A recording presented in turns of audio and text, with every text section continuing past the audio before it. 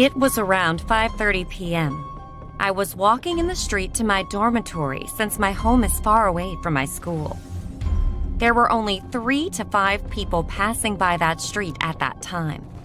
While walking, I was texting my boyfriend, asking him if I could come over that night since I have a project to make and my laptop's being an ass. It won't turn on, so I was hoping I could borrow his laptop. And then, when I looked up, there was an old man walking towards me. The street was narrow, so I stopped and moved away to the side to make room for him when he did the same. I nervously laughed and moved to the other side, and he copied me again. This time, I felt a bit nervous. Excuse me, I muttered. I tried to get away from him, but he kept blocking my direction. Then he laughed and moved away. I felt relieved. I quickly walked past him, and then he stomped his feet behind me. I got startled, and then he laughed.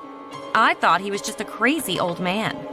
I told my boyfriend about it, and he asked me if I was okay, so I told him not to worry.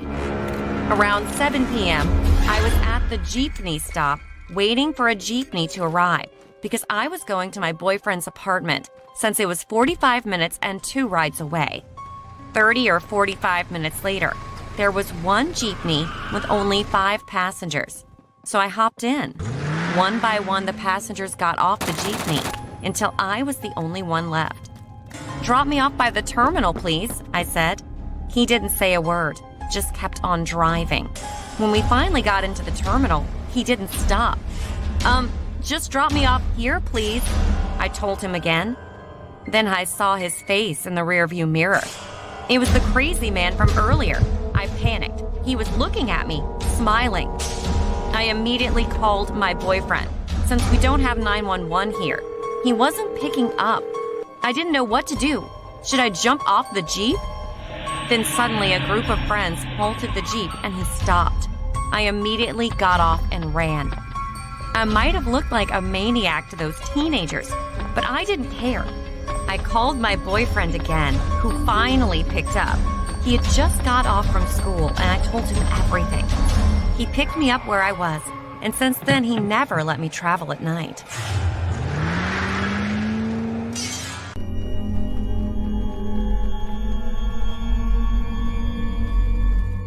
When I was 18, I only just recently got out of a relationship with a significant other, and I wanted to see other people. I took up online dating on this app that I don't want to name. I never told my parents about my previous relationship, or the guys that I talked to online, so they know nothing about this story. But I still need to tell them one day. Anyway, within a short period of time, I received lots of messages from guys. Most of them were perverts, or just didn't catch my attention, until a cute guy messaged me. I forgot his name, so we'll just call him Justin. Justin was around 23 years old at the time.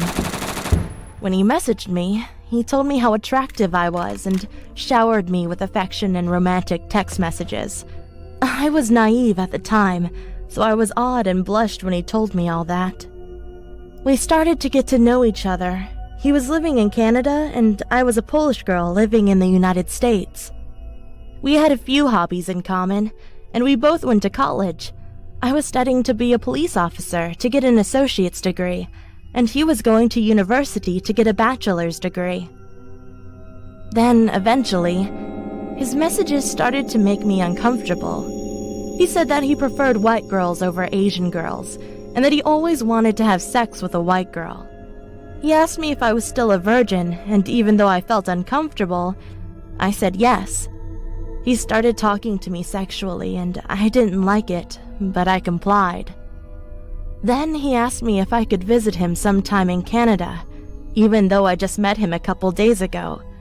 Living with my parents in a strict Polish household, I told him that I couldn't because of that. He then argued that I was an adult and I could make my own decisions, which was true, but as a Polish person, you still have to listen to your parents even though you're an adult. Of course, I did tell him that I lived in the United States, but I didn't tell him exactly where I live. He then asked me if I lived in XYZ town in XYZ state. I was shocked when he asked this because I never told him exactly where I lived, and on my profile, I did not give out my location, so I have no idea how he found out about that. I lied to him and said that I didn't, but he said I was lying, and I confessed. Then he asked me for my address, but I refused to give it to him. He got angry and said that everyone gave their address out, which of course I knew wasn't true. I then blocked him, but the story doesn't end there. A few weeks later, I heard that in my neighborhood, there was a break-in. 2 men broke into a house, but they didn't steal anything. Instead, they might have been looking for someone. My heart jumped when I heard this. Justin was looking for me. A couple houses later, and they gave up. I waited a while later, and I have not heard about anything like this again. I dread to think what might have happened if Justin found the right house in my neighborhood and kidnapped me.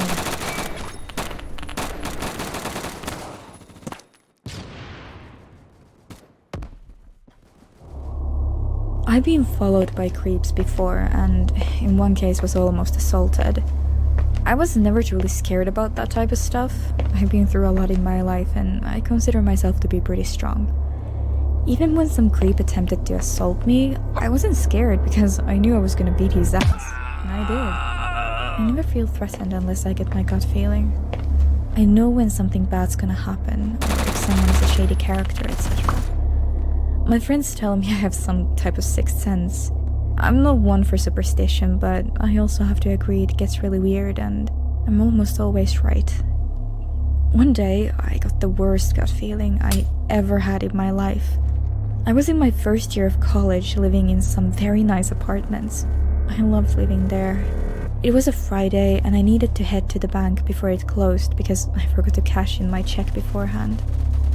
I left my house, locked the door, and started heading towards my car. Right as I left the hallway of my apartment complex and started walking, a beat-up rusty truck pulled up as if in queue. There were 2 guys inside. One was a pretty big guy with tattoos and looked like he just got out of prison, and the other one was super skinny with glasses. The second I laid my eyes on them, I had my gut feeling kick in. It was worse than usual, and I immediately felt like shit. The big guy was driving and started to tell me things like, "You're so beautiful, come over here, let's talk. You're the most beautiful girl I've ever seen."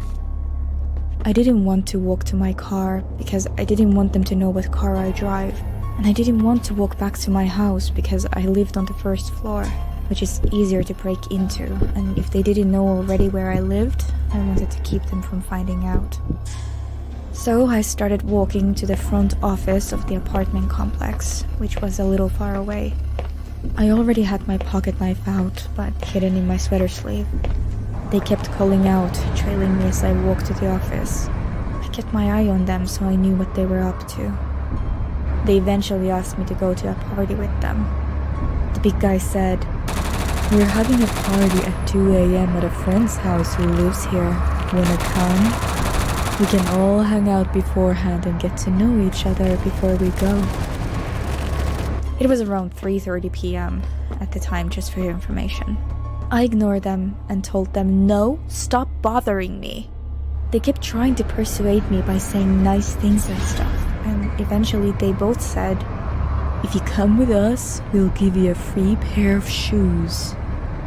The skinny guy then leans back and starts digging around the back seat. I stopped to look because I wanted to make sure he wasn't gonna grab a gun or duct tape or some shit like that. I was a good few feet away from the truck and took a running position just in case. He pulls out a dark blue suitcase from the back seat and opens it. Inside there are maybe 100 different pairs of shoes. The sizing ranged from a small pink Dora the Explorer shoe to an adult-sized woman's stilettos. That's the moment where my gut feeling went into a frenzy. My knees became so weak I threw up on the spot. I never felt so sick and felt so disgusted in my entire life. I felt pure evil. I screamed no, and they became extremely angry and began to get out of the car. I booked it. In the street, my neighbor's little kids were playing outside. I snatched them up and ran all the way to the front office. No way I was gonna leave these little kids behind with some fucking freaks. The minute we got there, I told the front office, and they called the cops. And I called the kid's mother. I told them that her kids were with me and not to leave the house in case they were still out there. I didn't want them to find out where she lived either. After that, for the next few days, I was terrified to leave my house. So terrified I had my friend come and stay with me for about a week. On the fourth day, we were getting ready to leave to go get food. And while I was locking the door, my friend said, "That's a shitty looking truck." I turned around, and it was those guys in the truck right in front of my house. We ran back inside. Apparently they had been stalking out my place for a while. They were never caught, and I never saw them again after the apartments cracked down on security. I learned about serial killers in school and found out some take trophies of their victims. I always thought back and wondered, what if all those shoes were trophies? Needless to say, I no longer live there. Hey, yeah, just put that video right there. Thank you.